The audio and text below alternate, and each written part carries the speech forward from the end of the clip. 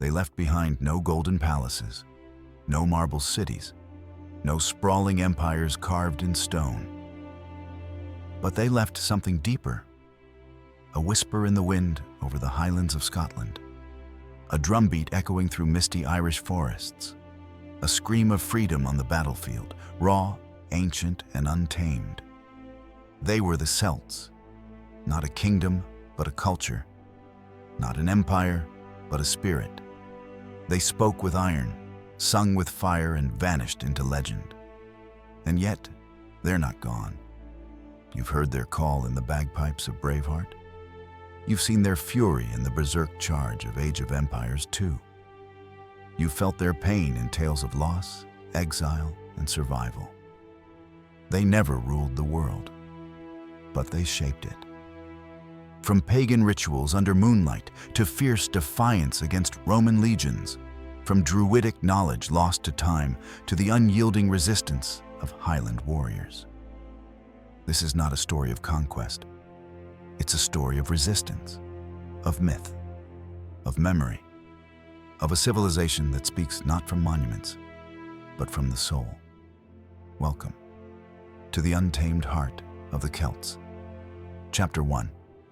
A voice in the mist, the world before Rome. They were never supposed to survive.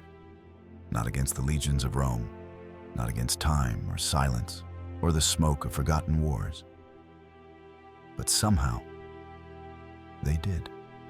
Not in statues or temples, but in whispers, in echoes through the valleys of Scotland, in the haunting notes of a bagpipe drifting over Irish hills, in the stories your grandfather tells you, though he doesn't remember where he heard them. They were the Celts, more than a people, less than a nation, a spirit, a fire, a song carved into the bones of Europe. 2,000 years ago, they were everywhere. From the cold shores of the British Isles to the sun-drenched plains of Iberia, from the Rhine to the Danube and deep into the dark forests of Gaul. Before the legions marched, before the emperors ruled, before Latin was even carved into stone, this was their world. They didn't build pyramids. They didn't chart the stars or design great aqueducts. What they built was memory. They passed history through song, wisdom through riddles, and law through the stories of old men by firelight. They had no alphabet at first, because truth, they believed, should never be frozen in ink. It should live like the wind, like the breath of a storyteller, ever changing, ever burning. Their druids, priests, judges, poets could memorize thousands of verses, entire genealogies, oral epics stretching back generations. It wasn't superstition, it was survival. Memory was their fortress. Culture was their shield. But don't mistake poetry for weakness. These were warriors raised in ritual. Men who dyed their hair with lime, stripped naked into battle, and painted their bodies blue with woad, to terrify the enemy. And to show the gods they feared nothing, not even death. Their swords were long, their shields round, their hearts unbreakable. And when they screamed into battle, the sound was said to shake even Roman veterans. Julius Caesar himself would write of them, not with admiration, but with dread. Because the Celts did something no one else dared. They looked Rome in the eye and didn't flinch. In 390 BC, a Celtic warband stormed into the very heart of the Republic, sacking Rome itself. For 7 months, they held the eternal city hostage. Not until the Romans paid a king's ransom in gold did the Celts finally withdraw. And even then, their chieftain Brennus tossed his sword onto the scales and sneered, "Vae victis," woe to the vanquished. It was the first time Rome learned what fear tasted like. It wouldn't be the last. Yet for all their fire, the Celts were never united. They were tribes, hundreds of them. Clan loyalty ran deep and rivalries ran deeper. Kings rose and fell with the turning of seasons. One chieftain's glory could vanish in a single blood feud. And while the Romans built roads, the Celts built memories, fleeting, fragile, but fierce. And yet, something held them together, a belief in the unseen, in the sacredness of rivers, stones, groves, in the moon and the mist, and the idea that the world itself was alive. To them, war was not conquest, it was balance, not domination, but restoration. They didn't want to rule the world, they wanted to belong to it. But the world was changing. Rome was rising, steel was being forged into empire, and the misty hills of the Celts were beginning to tremble. This chapter is not about their fall, not yet. It's about their breath, their rhythm, their defiance.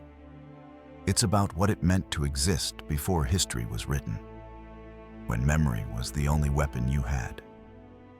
The Celts were not a footnote. They were a warning, a spark, a song sung at the edge of firelight. And though the world forgot their names, it never forgot their voice. Next, chapter 2, Echoes of the Druids. The wisdom of the forest. They weren't just warriors. They were seers, storytellers, and keepers of the trees.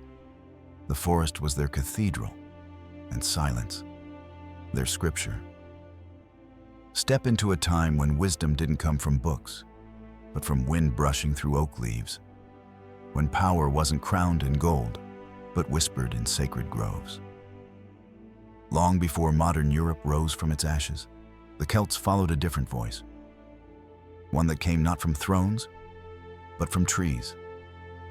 At the heart of this voice were the Druids, the enigmatic high priests of nature, of mystery, and of memory. They were not kings, yet kings feared them. They wielded no weapons, yet armies obeyed their words. The Druids stood as the spiritual backbone of Celtic society, guiding their people through war, diplomacy, law, and the deep questions of life and death. To understand the Celts, one must first understand these forest philosophers. The voice of the trees, forget the cold marble temples of Rome. The Celts worshipped under canopies of ancient oaks and yews. The forest wasn't just background, it was sacred. To the Druids, every leaf and branch held memory, a living library of divine truth. This reverence for nature wasn't just poetic. It shaped how the Celts lived, fought, and died. Druids acted as intermediaries between the human world and the divine. They were not only priests, but also judges, historians, and teachers. Since the Celts had no written scripture, not even a written language for their own tongue, the Druids preserved centuries of lore through oral tradition. Imagine memorizing hundreds of stories, rituals, laws, and genealogies, and passing them flawlessly through generations. This wasn't mere storytelling. It was the preservation of an entire civilization, without ink or paper. A hidden power won. Roman writer noted that it took nearly 20 years to become a full Druid. Why so long? Because knowledge wasn't just facts. It was living wisdom. The Druids taught their students about astronomy, natural medicine, poetry, law, and ritual. But more than that, they trained them to listen, not just to men, but to nature. This spiritual depth terrified the Romans. Julius Caesar himself wrote extensively about the Druids, partly in fascination, partly in fear. They were impossible to conquer in the usual way. You could burn a village, yes. But how do you burn a belief that lives in trees? When Rome expanded, the Druids became a threat not just to military control, but to ideological domination. So the empire declared them enemies. Sacred groves were cut down, rituals were banned, and slowly the forest fell silent, or so it seemed. The secret of Kells and the Druidic echo. Even after centuries of suppression, the spirit of the Druids never truly vanished. It survived in whispers, in myths, in fairy tales, in Christian monks who blended Celtic belief into their illuminated texts. The 2009 animated film The Secret of Kells captures this beautifully. A young boy, Brendan, explores a magical forest and meets a fairy-like figure named Aisling, who evokes the druidic soul of ancient Ireland. The forest in the film isn't just a setting, it's a living character, just like it was in Celtic belief. TV series like Britannia also reimagine the Druids not as peaceful monks, but as powerful, strange figures deeply connected to the wild and to prophecy. While dramatized, it reminds us of how deeply the Druid archetype is etched into our cultural memory, mysterious, unknowable, and very much alive in our imagination. Druids in Age of Empires 2? At first glance, AoE 2 doesn't give the Celts strong monks. They can't convert enemy units with the same religious zeal as Byzantines or Aztecs. But look deeper, the spirit of the Druid is still there, just in another form. The Celts in AoE 2 have one of the fastest infantry training rates in the game. Their siege engines move with relentless fury, cutting through enemy lines like a storm. But more symbolically, their lumberjacks work faster than any other civilization. That's not just a gameplay bonus, it's poetic. It's the echo of a people who lived with the forest, who knew every root and branch, and who found strength in it. In a way, every Celtic player who floods the map with Woad Raiders is channeling something ancient. The rush of warriors emerging from the trees, driven not just by conquest, but by spirit. A civilization remembered in shadows today. We know the Celts less from what they left behind, and more from what others said about them. They didn't build massive stone cities or empires. They didn't write their own history. Instead, they built something more fragile and more enduring. A culture rooted in story, ritual, and land. Their memory lives in Hilfert ruins, place names, strange customs, and forgotten songs. Their wisdom echoes in the green silence of forests, in the rhythm of folk tales, and in every gamer who chooses Celts not just for their power, but for their soul. Leading into Chapter 3. And yet, for all their mystery and depth, the Celts would one day face not just the threat of Rome, but something more insidious: assimilation. The forest would no longer protect them. The old gods would fade, and new flags would fly. But before that eclipse, there would be fire, raids, resistance, and one final stand to preserve who they were. In Chapter 3, the last wild Celtic resistance against Empire, we follow the warriors, the rebels, the ghosts of the forest, and their desperate fight against the rising tide. On to Chapter 3, when Rome met the forest. They didn't build walls, but they dared to breach an eternal empire. They had no legions, no concrete roads, no cities with marble temples. And yet, the Celts, clad in furs, adorned with blue war paint, and armed with raw fury, once brought the Roman Empire to its knees.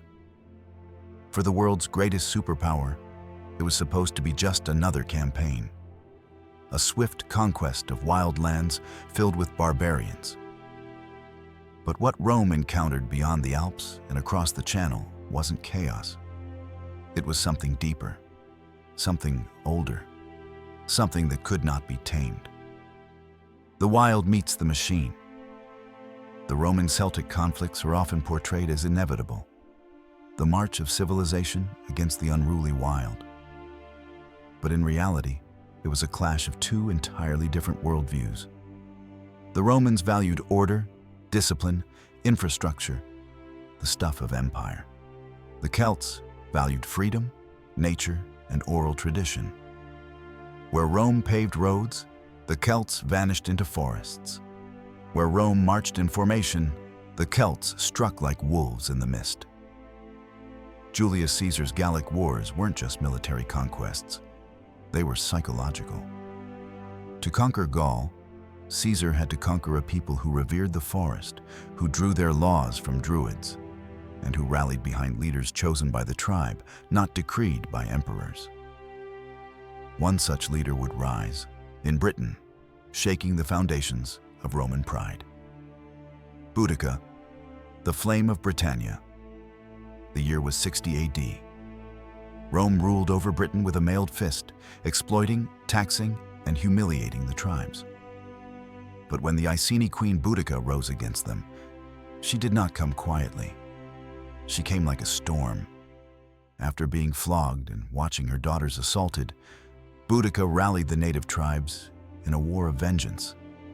Her army, tens of thousands strong, swept through Roman settlements like wildfire. Londinium, modern-day London, was burned to the ground. Roman legions were annihilated in open battle. It was not just a rebellion, it was a reckoning. Boudica wasn't merely a warrior, she was a symbol, proof that the Celts, especially their women, were not passive subjects.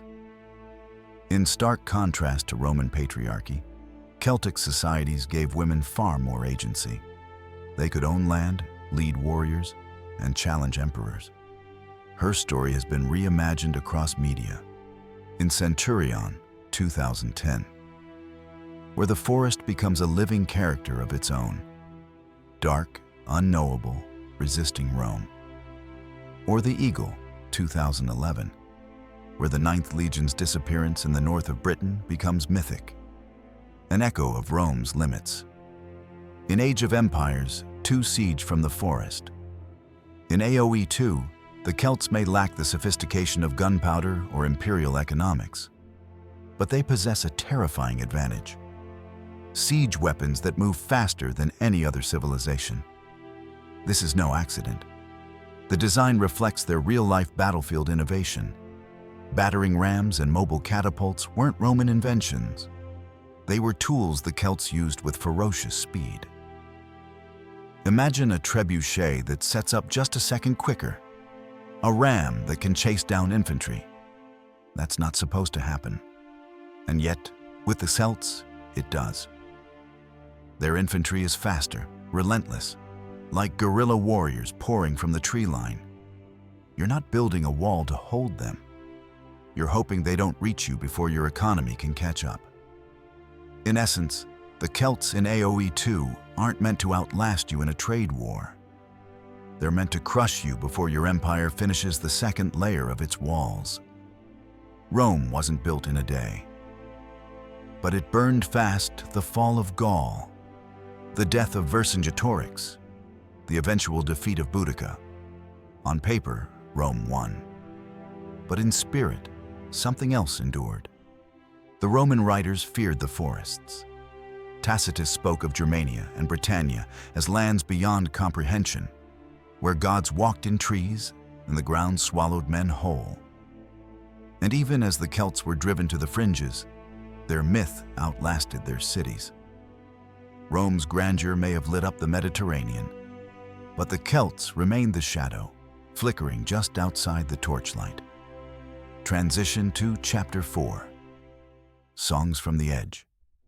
The Celts did not die when Rome won. They changed. They withdrew. They adapted.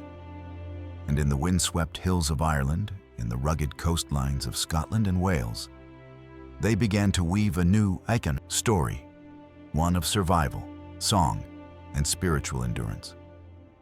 While the rest of Europe marched to Rome's rhythm, the Celtic fringe became a sanctuary of memory, preserving the lore, the chants, the rhythm of a people who once defied an empire.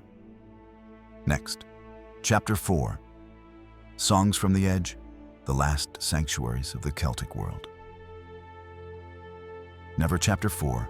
Boudica, the red-haired furies say she was a mother, a queen, and a fury that set Roman Britain ablaze. Boudica didn't just fight an empire, she made it bleed. When Rome carved its roads into Britannia, they thought they were bringing civilization. What they didn't expect was a woman with fire in her hair and vengeance in her heart. Boudica was no ordinary leader. Born into the Iceni tribe, one of many Celtic peoples resisting Roman rule, she was queen only by marriage. But when her husband, King Prasutagus, died, everything shattered.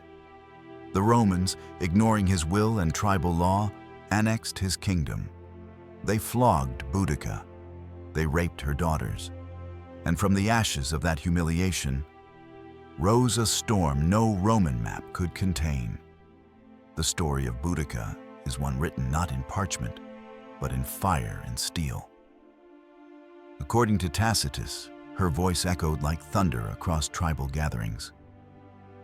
She wasn't just a figurehead.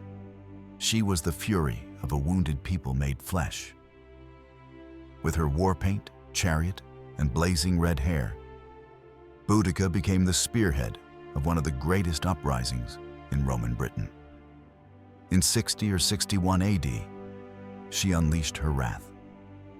With an army of disgruntled tribes and a message of revenge, Boudica led a scorched earth march across the Roman colonies.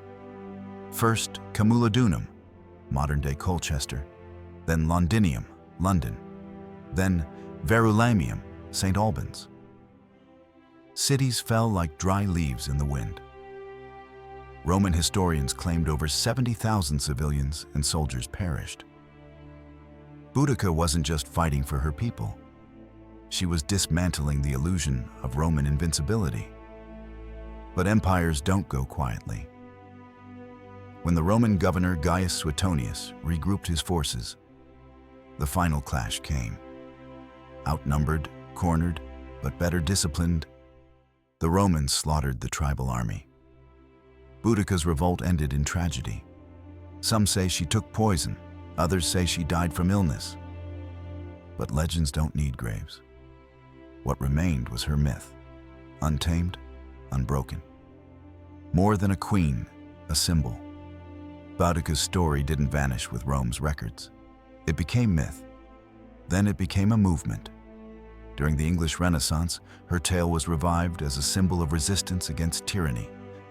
In Victorian England, Boudica was embraced as a national heroine, a reminder that Britain's spirit came not from Rome, but from rebellion. A bronze statue of her, spear in hand and daughters beside her, now stands near the Thames in London, not far from the site of her greatest fury. Her legacy is uniquely Celtic, unrecorded by her own people, but alive in every retelling, every rebellion that calls upon the forest's wrath. She is the wild heart of Britannia, still beating beneath the ruins. From screen to strategy, Boudica in modern media. Her image has also endured through film and television. In Boudica, Warrior Queen, 2003, Alex Kingston portrays her not just as a warrior, but as a mother driven by grief and duty. The series Britannia adds mysticism, blending druidic visions, spiritual struggle, and the raw brutality of Roman conquest. These depictions, though fictionalized, touch on the essence of her myth, a woman torn between vengeance and vision. And then there's Age of Empires 2. AoE 2, the hero within the code. In the original Age of Empires 2 campaigns, Boudica appears as a playable hero unit. She's fierce, fast, and utterly relentless. Mounted on a horse, slicing through Roman lines with the same raw fury she brought to Londinium. But it's not just about her stats or utility. It's about who she represents in the game. Unlike kings or generals with grand ambitions, Boudica is personal. Her cause is born not from conquest, but from violation and defiance. In a game that often glorifies empire building, Boudica is a reminder that sometimes burning it all down is the story that must be told. Even the Celts' civilization bonuses, faster infantry creation, stronger siege, echo the ferocity of her revolt. The Celts may lack gunpowder or heavy cavalry, but they make up for it with relentless waves of warriors and siege engines. like the tribal fury that once stormed Roman cities. Every time you play as Celts and watch your siege engines obliterate a fortress, you're echoing a legacy of a queen as a mother, a fury. Closing, the fire that never died. Boudica's tale is not just history, it's prophecy. In a world where oppressors write the rules, her rebellion is the question mark. Her fire is the warning. Her story bridges the world of ancient oral tradition with today's strategy games, turning a forgotten queen into an immortal avatar of resistance. In her scream, the forest roared. And in Chapter 5, we leave the battlefield and enter the long silence that followed, the twilight of the Celts. As Rome entrenched itself and Christianity spread, the ancient gods, druids, and tribal voices began to fade. But did they truly disappear? Or did they survive in whispers, symbols, and games?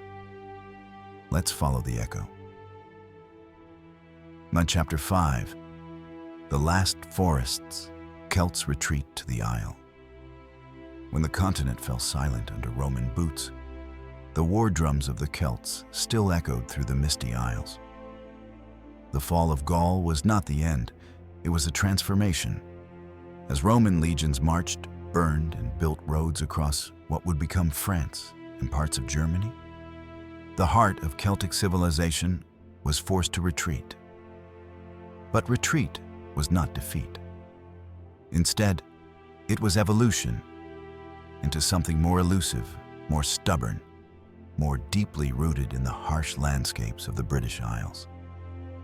From the dense forests of Wales to the rugged highlands of Scotland and the wild green of Ireland, the Celts re-emerged, reshaped, and refused to vanish. If Rome was a machine of order and cities, the Celts were now ghosts in the trees, unconquered, unwritten, but unforgettable. Into the mists. The insular Celts, the Celts who remained on the continent, slowly faded into assimilation, their identities absorbed by Roman and later Frankish cultures. But those who crossed into the Isles, or had always been there, survived the storm. Here, isolated from Roman roads and imperial garrisons, the Celtic world found a final sanctuary. They adapted into distinct cultural branches. The Irish Celts. In Ireland, untouched by Roman conquest, the Celts built a world of myth, monasticism, and warrior clans. Here, oral tradition flourished, and Druidic memory turned into bardic poetry and epic cycles. The Picts. In northern Scotland, the Picts earned a reputation for mystery and resilience. Tattooed, fierce, and independent, they left behind enigmatic stone carvings and baffled Roman generals. The Scots. Originally from Ireland, the Scots, or Scoti, migrated into western Scotland, bringing with them Gaelic language and customs that would merge with local traditions to form early Scottish identity. The Welsh. In Wales, the old Celtic language of Brythonic endured, surviving wave after wave of Saxon and Norman pressure. It is here that the legends of Arthur, Merlin, and the Dragon Banner took root. These were no longer just Celts. They had become guardians of forgotten worlds, living relics of a pan-European culture that had once challenged Rome itself. The forest's gifts, a life of survival. What bound these groups together wasn't just ancestry, it was the environment. These lands were hard, the soil thin, the mountains unforgiving, the forests deep and dark. Survival demanded resilience, innovation, a warrior's heart and a laborer's hands. In Age of Empires 2, the Celt civilization channels this raw, rugged spirit. No castles or fortifications define them. Instead, their strength lies in the speed of their infantry, the relentless churning of their lumber camps, and a unique independence from stone-based defense. Where others build walls, the Celts build momentum.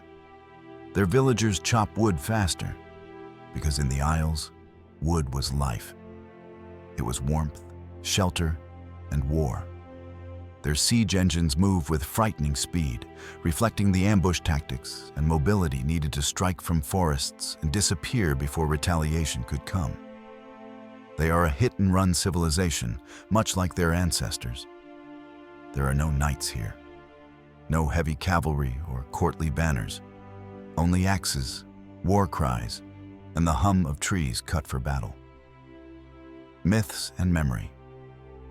What kept them together in the absence of empire was myth. Legends were not entertainment, they were law, religion, and identity. In Wales, the Mabinogion, a collection of early medieval tales, preserved ancient Celtics, cosmology beneath the surface of Christian framing.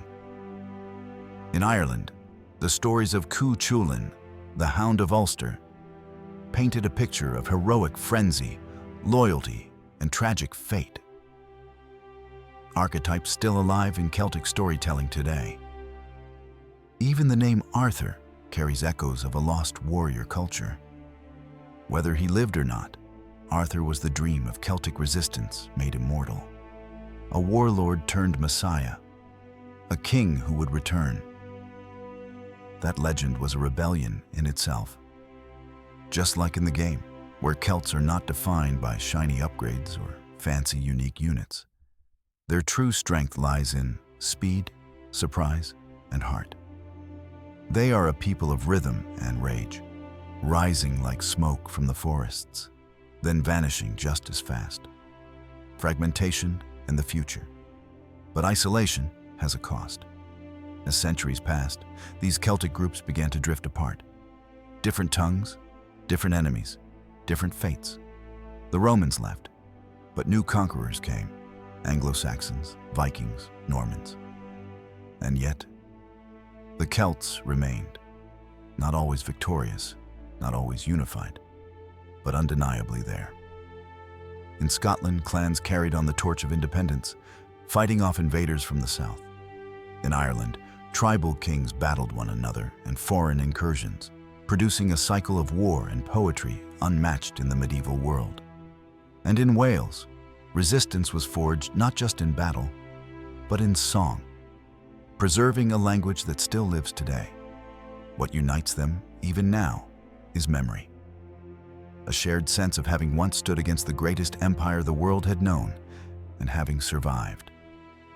Bridge to Chapter 6, the Age of Revival. But survival is not legacy. In the next chapter, we move forward to a different kind of battle. Not of swords, but of symbols. Not in the forest, but on screens, in books, and in digital empires.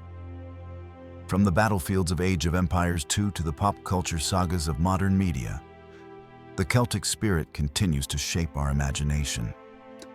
The forests may have thinned, the war drums faded, but the myth endures. Next, Chapter 6, the Digital Rebirth, Celts in Age of Empires and Modern Memory. Chapter 6, the Celtic Church, God meets the old spirits. They didn't resist Christianity. They transformed it into something entirely their own. The Celts, ever elusive, did not confront the arrival of Christianity with swords drawn or bonfires blazing. Unlike so many other tribes crushed beneath the boots of empire and the cross, the Celts saw in this new religion not an erasure, but a canvas. And on that canvas, they painted the forest. By the time Roman Christianity crept into the misty valleys of Ireland and the rugged highlands of Scotland, the Celts had already been forced to retreat from the continent. Their warriors had become outlaws, their kings, legends. But in these remote islands, far from the eyes of Rome, something remarkable happened. God met the old spirits of the forest, and they didn't fight. Instead, they danced, the church born in the wild.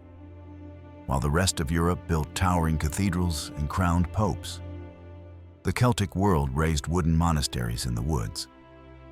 There were no marble halls here, no Vatican. Instead, the Celtic Church grew like the oak, slow, resilient, and rooted in the soil of tradition. Its priests were often former druids, now cloaked in robes of white linen rather than ritual green, who still walked barefoot through sacred groves and listened to the whisper of leaves. Where Roman Christianity was strict, hierarchical, and Latin, Celtic Christianity was personal, mystical, and local. Faith wasn't a doctrine handed down from Rome. It was a living rhythm, shaped by wind and wave, by the howl of wolves, and the silence of ancient stones. Monks became the new druids. Their monasteries weren't fortresses, but sanctuaries, places of prayer, learning, and artistic flourishing hidden in the forests of Iona, Glendalough, and Lindisfarne. They didn't abandon their past. They adapted it. The saints of stone and flame nowhere was this fusion more evident than in the stories of the saints, figures that walked the line between myth and man. St. Patrick, the patron saint of Ireland, is perhaps the most famous. But behind the tales of snakes and shamrocks lies a deeper narrative. Patrick didn't come to destroy the old ways. He understood the language of the Celts, both spoken and spiritual. He baptized in sacred wells and climbed the mountains of the gods. He didn't silence the druids, he outshined them. There were others too. Saint Bridget, with her eternal flame and healing wells, who mirrored the goddess of the same name. Saint Columba, who sailed across the storm to bring the gospel to Scotland. Their stories were filled with visions, animals, nature, the very soul of Celtic storytelling. Even today, these saints are remembered not as distant patriarchs, but as kindred spirits, warriors of light walking through an enchanted land. Symbols carved in stone. Not doctrine one need only look at the Celtic cross to understand the hybrid soul of this faith. Its circle, a sun, a wheel, or perhaps a druid's stone, encircles the cross of Christ. Nature embracing scripture, spirit embracing structure. Celtic Christianity emphasized personal journey over papal edict, the forest over the city, a monk in solitude over a bishop in gold. Pilgrimage was sacred, fasting, humility, harmony with nature. These were not punishments, but paths to understanding the divine. Perhaps that's why the Celtic Church never fully fit in. It defied Rome's rigid systems. It didn't kneel to power, it knelt to mystery. Age of Empires 2. Faith on the fringe. In Age of Empires 2, the Celts stand apart in the tech tree. They lack the final tier of monk technologies, unlike the dominant religious civilizations such as the Byzantines or Saracens. But this isn't a weakness, it's a story. The game's design subtly reflects the independent soul of Celtic Christianity. Their monks don't wield the full arsenal of papal blessing, but the civilization as a whole doesn't rely on religion for dominance. Instead, their strength comes from the wild, fast infantry, siege machines that shake the earth, and resource gathering that feeds a growing army hidden among the trees. They didn't need cathedrals. They had the forest. And just like their historical counterparts, Celtic players in Age of Empires 2 often win not through conversion, but through resilience, attrition, momentum, and the spirits of the woods are always on their side. A legacy that whispers still today, the Celtic Church as it once existed is gone, absorbed, reformed, institutionalized. But its legacy echoes in the poetry of Irish monks, in the illuminated manuscripts of the Book of Kells, and in the rugged ruins where moss climbs over forgotten chapels. You can still feel it, in the hush of an ancient glen, or the chill wind on Skellig Michael. This was a Christianity not of empire, but of exile, not of domination, but of devotion. And though the great fires of the Celts may have dimmed, This fusion of old and new, of forest and faith, still smolders beneath the stone. Into the next chapter. As we journey forward, the age of wooden monasteries gives way to another kind of revolution. The Celts, scattered and fading, will not vanish quietly. In whispers and battle cries, they find new forms. From the warlords of Alba to the rebels of Wales, the Celtic flame continues to burn, not in the shadows of Rome, but in the storm of history. Next, Chapter 7. Highland Storm, the Scots rise again. The Chapter 7. The Highland Wars. Freedom or death. From the misty highlands of Scotland, great swords rose not for conquest, but for vengeance. You can hear it in the wind.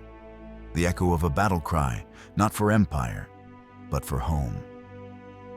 For the Celts of the Scottish Highlands, war was never about expansion.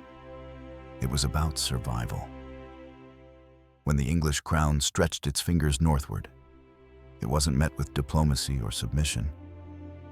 It was met with broadswords, kilts, and a fury born of centuries of defiance. This is the story of Scotland's long war for freedom, a saga carved into the granite hills by men who had nothing to lose but their chains. The English crown descends.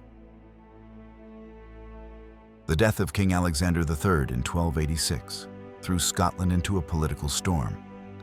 With no clear heir, England's Edward I saw a chance to assert dominance. But what he found wasn't a divided land ready to kneel. It was a fire waiting for a spark. That spark came in 1297. In the fields near Stirling, a rebel army of farmers, miners, and clansmen stood under one name: William Wallace. No one expected them to win. But what the English underestimated was not military strength. It was the unbreakable will of a people who knew their mountains, their mists, and their purpose. The Battle of Stirling Bridge wasn't just a tactical victory. It was a message. Scotland would not go quietly. Braveheart, the myth and the man. Hollywood gave us the face. Mel Gibson's Braveheart painted Wallace as a wild-eyed warrior, his face streaked in blue woad, his voice shaking hills with a cry for freedom. But behind the cinema was a deeper truth. Wallace's real strength wasn't just in combat. It was in uniting rival clans who had spent generations fighting each other. He gave them one common enemy, one cause, and for a moment in history, the Celtic spirit of Scotland burned as one flame. Captured and executed in 1305, Wallace's death was horrific: hanged, drawn, and quartered. But martyrdom only amplified his legacy, because from Wallace's ashes rose another lion: Robert the Bruce, the comeback king. Unlike Wallace, Robert the Bruce was a nobleman, a politician, and at first, a man torn between loyalty and survival.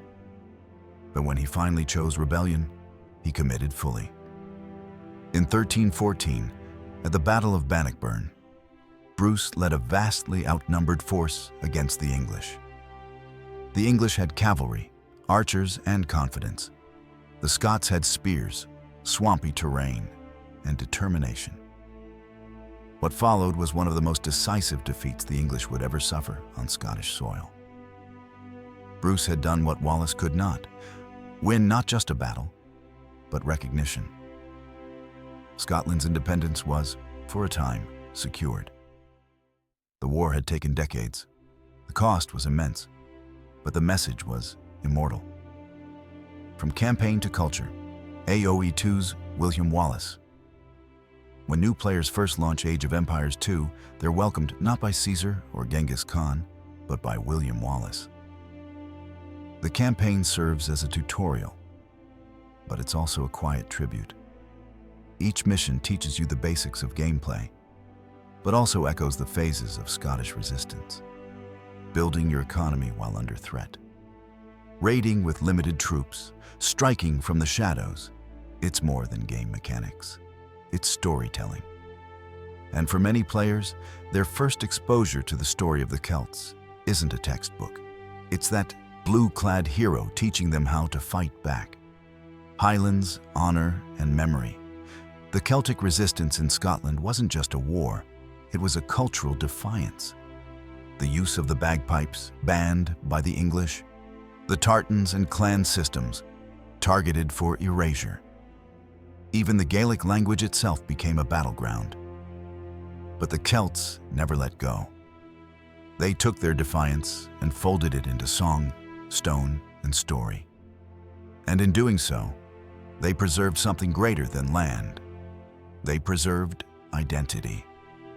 The legacy echoes on the story of Wallace and Bruce may belong to the 13th and 14th centuries, but their echoes reached the 20th.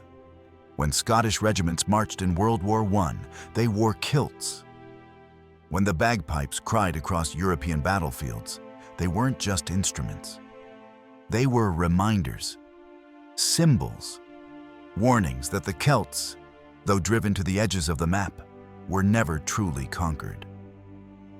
Even today, in modern politics and culture, the idea of Scottish independence still stirs emotions, because the story of a people who would rather die than kneel doesn't fade, it evolves. Glimpse into the next battle. But the war for the soul of the Celts wasn't always fought with swords. Sometimes it was fought in silence, in stone circles and scripture, in monastic chants echoing through mossy abbeys. Because after the roar of battle comes a different war, a spiritual one. In the next chapter, we follow the Druids and monks, the old gods and new saints, and discover how the Celts didn't resist Christianity. They reshaped it. Next, Chapter 8, the Sacred Grove and the Cross. On to Chapter 8, the war chants never died. Even devoured by empires, the Celts remained a rebellious echo pulsing through Europe's veins. Long after their swords had been shattered, long after their banners burned on foreign hills, the Celts refused to vanish. They became something more enduring, an idea, an emotion, a fire that passed from blood to song, from whispered stories around hearths to battle cries in the modern age. You can still hear them, those war chants, in a mournful Irish ballad played on a rainy afternoon, in the haunting drone of bagpipes echoing off the highlands, in the slow beat of a bodhran drum before the storm breaks. Though Rome fell and new powers rose, the Celts lived on, not in marble statues or imperial chronicles, but in memory. Their legacy survived not in conquest, but in resistance, not in cities, but in the soul. As the British Empire marched across the globe, it tried to tame the wild corners of its own isles. Yet in every Irish rebel song, in every poem by a Scottish nationalist, the old Celtic heart beat louder. The struggle for identity, against assimilation, against erasure, wasn't a relic of the Iron Age. It became modern, the green of the Irish flag, the lion rampant of Scotland, the red dragon of Wales. These weren't just national symbols. They were battle cries etched in cloth. Movements like Scottish independence and Irish republicanism drew heavily from the idea that the Celts were never truly conquered, only buried beneath the rubble of history. Even today, political rhetoric often invokes this defiance, painting modern struggles in the colors of ancient pride. The Irish language, nearly extinguished, rose again through revival efforts. Scottish Gaelic, once silenced, now rings in classrooms and cultural festivals. Even Celtic mythology, long dismissed as fairy tales, re-emerged as pillars of national identity. But it wasn't just in politics. It was in art where the Celtic spirit became immortal. In music, the Celts found their purest voice. Celtic folk tunes seeped into every genre. From Enya's ethereal whispers to the pounding drums of Irish punk bands like the Pogues and Flogging Molly. Even mainstream pop music borrowed from their melancholic scales and ancient harmonies. Film scores too leaned on this sound to conjure ancient mystery and untamed beauty. Think of Braveheart's soundtrack, drenched in longing and rage. Think of the solemn marches in Outlander or the sweeping themes in The Lord of the Rings, all echoing a past that refuses to fade. In literature, fantasy worlds like those of Tolkien, Martin, and even modern video games drew heavily from Celtic legend. Druids, fae, enchanted forests, tragic heroes, these weren't inventions. They were echoes of ancient stories told by fireside in the misty highlands. And then, there's Age of Empires 2. Even here, amid pixelated villages and digital warfare, the Celt refuses to be silent. Their civilization is fast, furious, and unorthodox. They don't rely on imposing castles or fancy monks. Instead, their strength lies in raw, relentless force. Infantry that cuts through lines like wind through grass, woodcutters that never sleep, and a soundtrack pulsing with ancestral rage. Listen closely during a Celtic campaign. The music doesn't march like the Romans or dance like the Byzantines. It thunders, it howls, it remembers. The militia, your first unit, symbolizes this perfectly. Basic, rugged, unyielding. Not graceful, but determined. The Celts in AoE 2 don't win by elegance. They win by heart. It's fitting that William Wallace, the most iconic Celtic warrior in the game, is the player's first hero. His campaign is a tutorial, simple by design, but laced with emotional weight. As you defend villages and outwit the English, you're not just learning gameplay. You're inheriting a legacy of defiance. And maybe that's the true triumph of the Celts. They may not have built lasting empires or left behind golden palaces, but they left something deeper.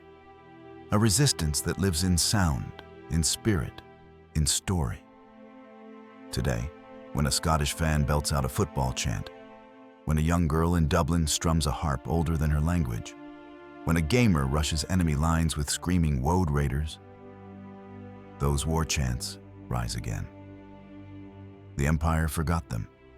History tried to silence them. But the Celts never stopped singing, and neither will we. And yet, the war chants didn't just echo in memory. They were reborn.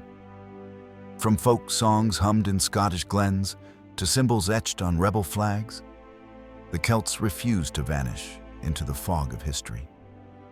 Their spirits simmered beneath centuries of conquest, only to erupt again, not in sword and shield, but in cinema, music, fantasy, and modern nationalism. Because the Celts never truly disappeared. They were just waiting for the world to remember. But Chapter 9, Celts in AO2, Rage, Speed, and Siege.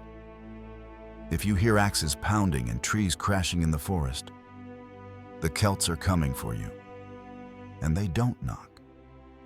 From the moment you load up a Black Forest game and see your villagers chopping wood at blazing speed, you know you're playing Celts. This isn't a civvy that builds towering walls or plays chess behind castles. This is a civ that rages forward, faster than you expect, stronger than you can handle, and with siege machines that feel more alive than some armies. In Age of Empires 2, the Celts are not built for finesse. They're built for fury. Born to chop, bred to conquer. Let's start with what everyone notices first. The woodcutting bonus. From Dark Age onward, Celtic villagers chop wood 15% faster, which may sound modest, until you realize how quickly that snowballs. Faster lumber means faster farms, faster buildings, faster barracks, and ultimately, faster death for your enemies. It's not just an eco bonus. It's the fuel for a military engine. And that engine powers one thing: relentless infantry and unstoppable siege. Infantry that runs like cavalry. Celtic infantry has a simple but terrifying feature. They move 15% faster from the feudal age onward. What does that mean in practical terms? Your champions can chase down archers. Your halberdiers can run toe-to-toe with cavalry. And your Woad Raiders, the iconic unique unit, become a nightmare in motion. Lightning-fast, high-damage shock troops that can raid, dive, and disappear before you even react. It reflects real Celtic warfare: brutal, mobile, and fearless. History tells us of Celtic warriors who charged naked into battle, screaming war chants, faster and more ferocious than their enemies could handle. AoE 2 captures that essence perfectly, not through armor or upgrades, but through speed and aggression. Siege, the real Celtic superpower. But speed is only half the story. The other half? Siege power that can level empires. Celtic siege units fire faster, reload quicker, and have nearly unmatched destructive force. Their siege onagers can clear armies and forests in seconds. Their siege workshops become factories of destruction, churning out rams, scorpions, and trebs at devastating efficiency. This isn't an exaggeration. In the right hands, Celtic siege is the most feared siege in the game. Why? Because unlike other CVs that pair siege with defensive tactics, Celts use it as their front line. It's not uncommon to see a Celtic player dive with rams, protect them with halbs and woads, and simply punch through everything in their path: walls, castles, towers, armies, hopes. No monks, no walls, no mercy. Now, here's the catch. Celts don't get key late-game monk techs. No theocracy, no redemption, no sanctity. Their monks are second-rate, and they lack key defensive upgrades like heated shot or heresy. Why? Because the Celts, both in history and in AoE 2, were never about religion or control. They're not Byzantines praying behind cathedrals. They're not Aztecs converting your knights mid-battle. Celts don't convert, they destroy. This also forces players to adopt an aggressive mindset. There's no turtling, no hoping for miracles. If you're playing Celts, you must attack, fast, hard, and without hesitation. In that way, their tech tree is not a limitation, it's a philosophy. The meta, where the Celts roar. So where do the Celts shine? Black Forest. This is their kingdom.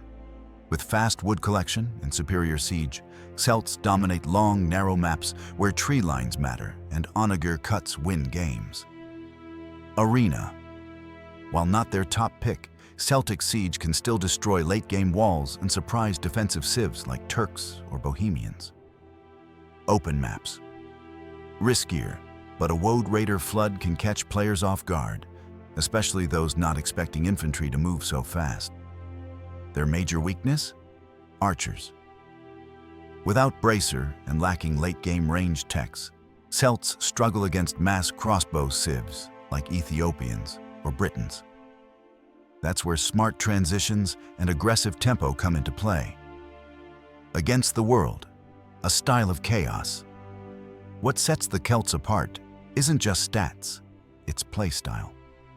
While civs like Franks or Teutons invite you to boom safely or build super armies, Celts tempt you with momentum. Their whole game plan screams, hit them before they're ready. Even their castle-age power spike, Woad Raiders and Siege Workshop upgrades encourage wild, map-spanning attacks. They reward map control, raid paths, siege traps, and split-second decisions.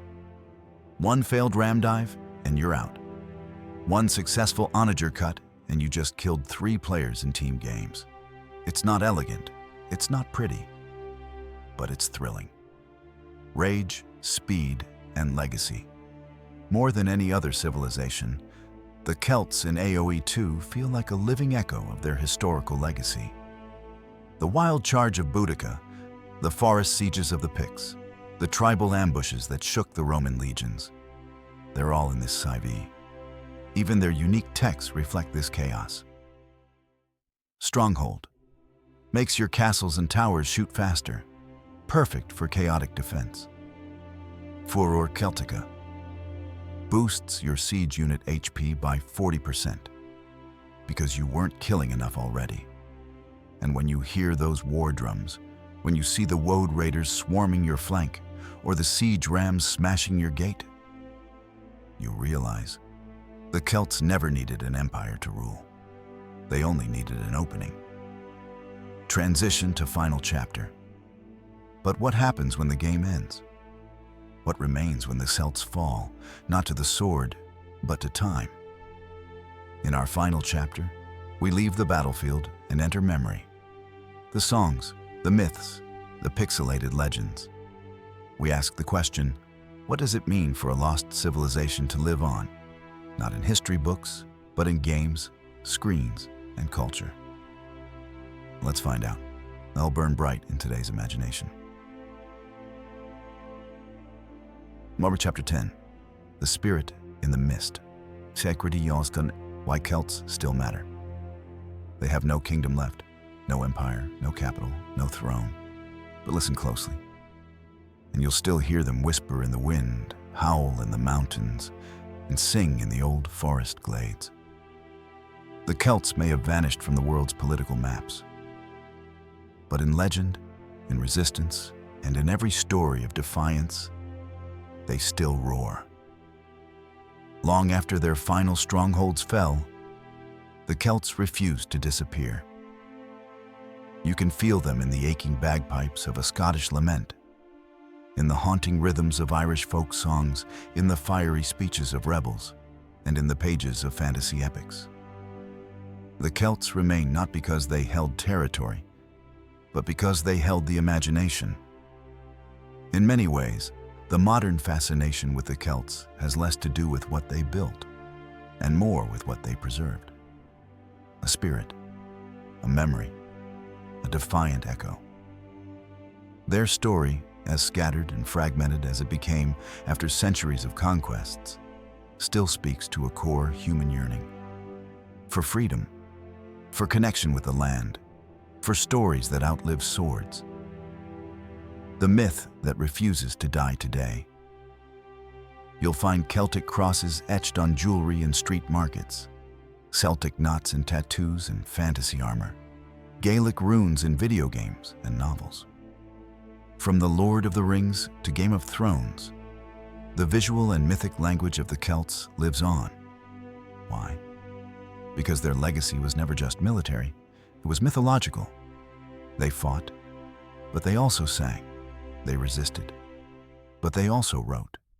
They burned, but they remembered. Writers like J.R.R. Tolkien, composers like Enya, and even heavy metal bands have all drawn from that wellspring of Celtic mysticism. In their stories and songs, the Celts become a symbol, not just of a people, but of a force, a reminder that identity, when deeply rooted, can outlast empire. The spirit of resistance, even politically, Celtic identity has refused to die. From the Irish Republican movement to Scottish independence campaigns, the idea of the Celtic nation remains a rallying cry. Not a literal nation-state, but a shared soul, a people with ancient roots and modern fire. Every time a Gaelic speaker holds on to their dying language, every time a fiddle echoes across a stormy coast, every time someone raises their voice for autonomy and heritage, a little part of the Celt still survives. This is why their story matters. Because it reminds us, you can erase borders, but not belonging. You can destroy cities, but not spirit. And in AoE 2, they charge on. Age of Empires 2 didn't choose the Celts just for historical balance. It chose them because they feel like a civ born for war, but tempered by myth. They don't build wonder victories. They don't sit behind walls. They rush into battle like a storm from the forest. Their infantry moves faster, not just a stat bonus, but a personality trait. Their siege engines grind through enemy castles, not as machines, but as extensions of that wild, unrelenting soul. There's no monk tech tree to preach conversion, no trade bonuses to build empires, just the axe, the ram, and the sound of trees falling in the mist. They are the ultimate expression of momentum in AoE 2, a civilization that doesn't ask for mercy or permission, just space to charge. Why they still matter in the Yi. And the Celts remind us of something crucial, that greatness isn't only measured in how long you rule. Sometimes it's how fiercely you're remembered. They matter because they were different, because they loved the forest more than the throne, because they saw divinity in rivers, courage in poetry, and strength in stories. They matter because in a world full of conquerors, they stood apart, not just for how they fought, but for what they fought for.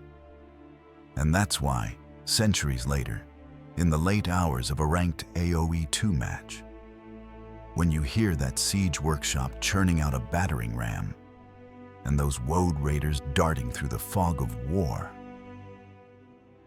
you're not just hearing units. You're hearing legacy. You're hearing myth. You're hearing the spirit of a people who never stopped running toward the sound of the drum. In Age of Empires, the Bahar, the Celts are a civilization of brute speed and unstoppable force. In history, they were something even more powerful, a melody of mist and steel, a whisper in the trees, a flame that refused to go out. They don't have a nation, but they do have a voice. And as long as people listen to the wind, the Celts still march. Anya, the Celts may have vanished from the great empires of history, but in stories, songs, and even pixels, they still march. Their axes still echo in the forests of Black Forest.